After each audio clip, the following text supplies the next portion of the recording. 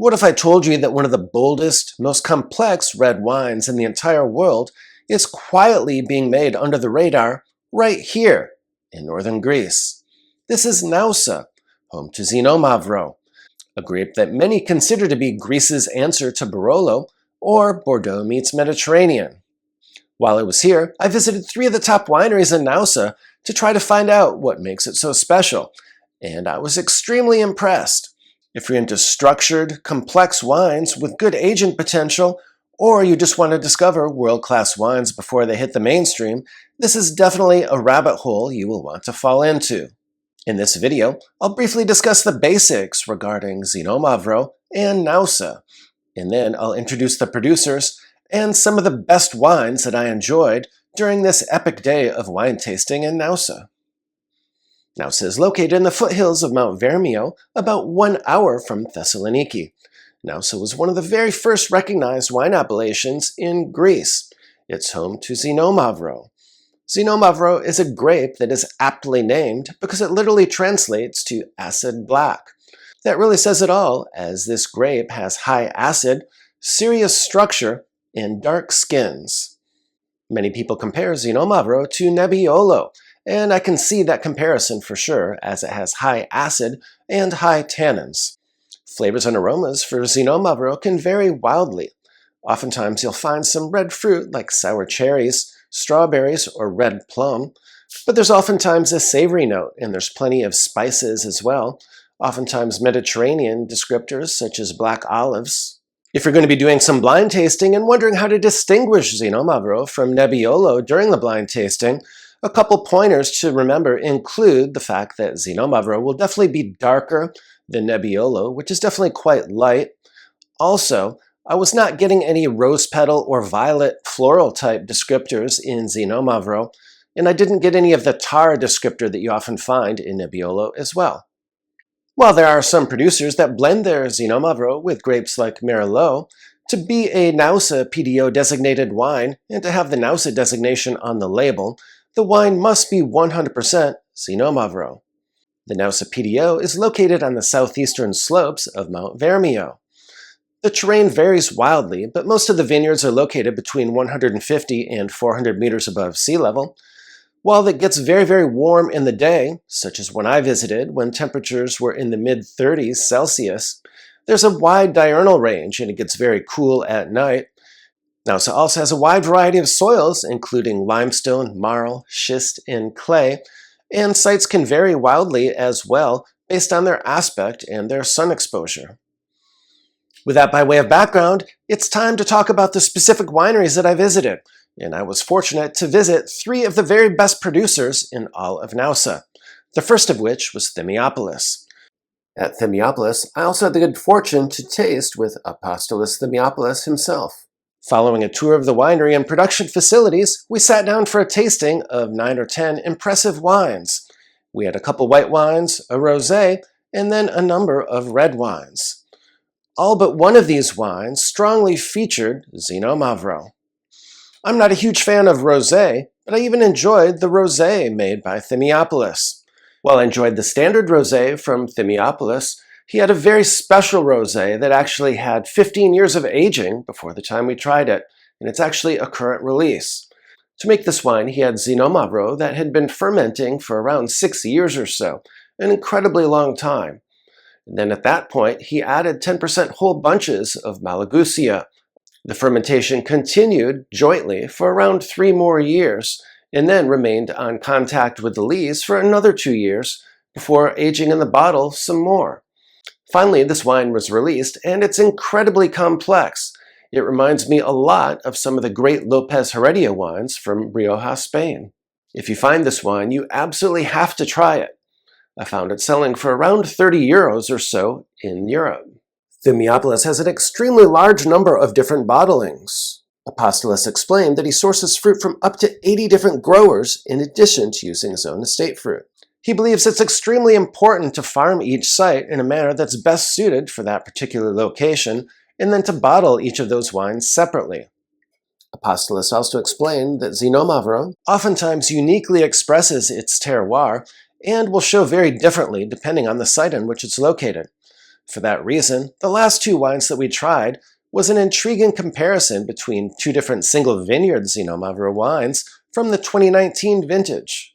Despite the fact that these wines were the exact same age and made in the exact same way, the expressions of Xinomavro were quite different. Apostolos said that in large part that was due to the differences in the soils. The Caiaphas came from clay soils, and the Vrana Petra was grown in marl soils.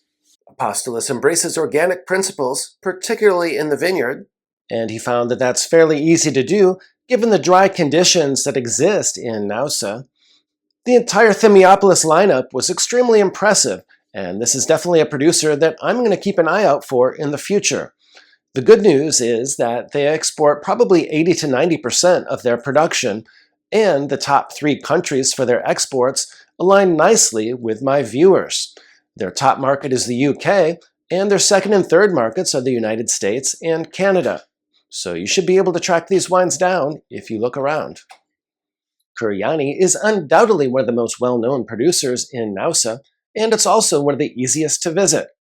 They have a state-of-the-art winery, as well as a world-class facility that has stunning vineyard views, numerous tasting options, and an excellent restaurant right on site. This winery was founded back in the 1990s with the objective of having Xinomavro be the flagship grape variety. They produce around 280,000 bottles of wine annually, and 8 of their 11 labels contain Xinomavro. I toured both the winery and the vineyard and was extremely impressed with their production methods. In the winery, they emphasize strict selection, and they have 2 different layers of review to ensure that only the highest quality fruit makes it into their wine. In the vineyard, they emphasize sustainable practices, and they're big fans of organic methods. The expression of Xinomavro here is very much polished and elegant, and they do an excellent job with their tannin management, but they also give their wine some extended bottle aging prior to release. Other than the tasting itself, of course, one of my favorite parts of the visit was the visit to the wine library. They have an incredible repository of some of their prior bottlings, including some of their most prized, older bottlings. During this part of the tour, I discovered that some of the best vintages in Naoussa include 1994, 1997, and 2011. The tasting lineup at Kir-Yianni was particularly insightful because in addition to producing Xinomavro from the Naoussa PDO, they also produce some interesting expressions from the Aminteo PDO. Aminteo is on the opposite northwest side of Mount Vermio. While it's only about an hour away from Naoussa, the conditions are completely different. Aminteo has much higher elevation, with vineyards ranging from 570 to 750 meters above sea level. In addition, most of the vineyards have north-facing exposure, which is certainly much cooler than the south and southeast-facing exposure that you find for most vineyards in the Naoussa PDO. In addition, there's a lot of sandy soils in Aminteo. Among other things, that means that phylloxera did not devastate Aminteo the way it did in Naoussa. So, as a result, you'll find some extremely old vines in Aminteo that are 90 to even 100 years old or more. In contrast, it's extremely unusual to find vines that are older than 50 or 60 years old in the Naoussa PDO. But due to the cooler temperatures and sandy soils, Xinomavro has a much different expression in Aminteo than it does in Naoussa. Specifically, I found the Aminteo versions to be a lot lighter and more elegant, and with much more pronounced aromatic intensity. The lineup at Kir-Yianni also showed the extreme versatility of Xinomavro. For example, the tasting started with a very intriguing sparkling wine that was made from 100-year-old Xinomavro grown in Aminteo. This impressive sparkling wine sells for only around $20, and it certainly compares extremely favorably to many outstanding sparkling wines that are made in the traditional method, like Cremant, and sparkling wines from places like California and other non-champagne wine regions around the world. Kir-Yianni also has an extremely enjoyable rosé that also sells for around 20 euros, and they had a number of excellent expressions of Xinomavro from both Aminteo and Naoussa. This included the flagship Ramnista that sells for only around $20 per bottle, which is certainly an excellent deal for a wine of that caliber, as well as a very special wine that I tried that's made from their absolute best parcel of Xinomavro. This is located on the estate, and I was able to see this block from the winery. That wine was probably one of my favorites in the lineup, and it's called Diaparos. If you're interested in wine recommendations, wine collecting strategies, and learning more about wine, please do subscribe to my channel. I've been collecting wine for more than 15 years and also have a level 4 diploma from the WSET. So I have both formal certification as well as substantial practical knowledge from the School of Hard Knocks.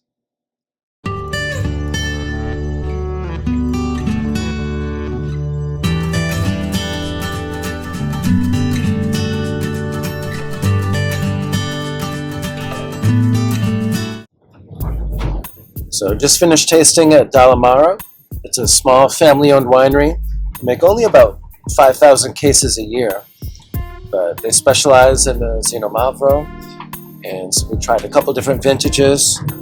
We tried a Xinomavro and a Merlot blend, as well as 2 different vintages of their Xinomavro, and also a special 2021 vintage. And it seems like their 2021 vintage was a particularly strong one.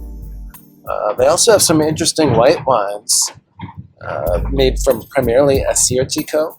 One is a blend with a local grape. And then we finished off with something special, which is the Chiparo, which they make sort of like the Ouzo, except it doesn't have the anise. And so it was really fun to try that for the first time. And it was a really nice visit.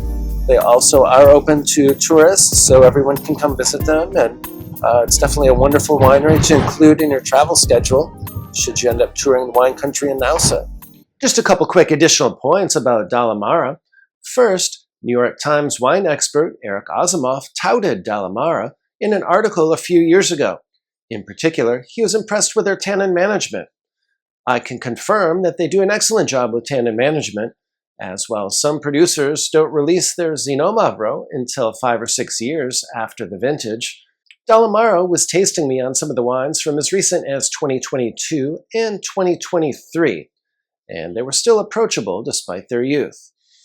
Also, while Dalamara was founded back in the 1990s, they traced their wine-producing roots way back to the 1840s, and throughout their winery, they have photos, memorabilia, and other reminders of their history, which is kind of nice to see as well. With respect to the Xinomavro produced by Dalamara, it was definitely a little bit of a different style compared to Kir-Yianni and Thymiopoulos. Specifically, I found the wines to be a little bit more rustic and less fruit-forward than the wines from the other producers. The most dominant descriptor at Dalamara for the Xinomavro was absolutely black olive or Kalamata olive, and fruit was very much secondary. If you'd like to hear more of my thoughts regarding wine recommendations from some of my travels to underrated wine regions, be sure to check out this video that's linked above, where I traveled to Australia's Hunter Valley, Yarra Valley, and Mornington Peninsula.